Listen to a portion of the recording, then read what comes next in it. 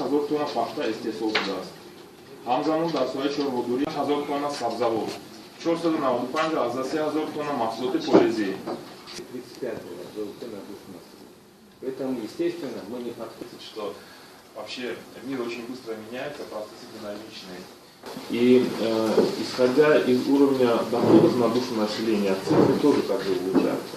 Основной показатель, который влияет на выделение грантовых средств или кредитных средств, является показатель доходов на душу населения. По этому показателю за последние годы Таджикистан не соответствовал категории тех стран, которые должны были получать кредиты. Мы, да, по льготным условиям. Но это в принципе значит, связано с тем, что когда заимствуешь средства, необходимо возвращать. И проблема, связанная с управлением макроэкономической ситуацией, может возникнуть. С внешним долгом, да.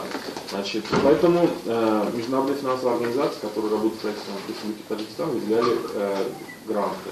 Но ситуация меняется, и, возможно, очень скоро наступит такой момент, когда мы будет возможность получать только кредиты, а не гранты. Да, и прямые инвестиции.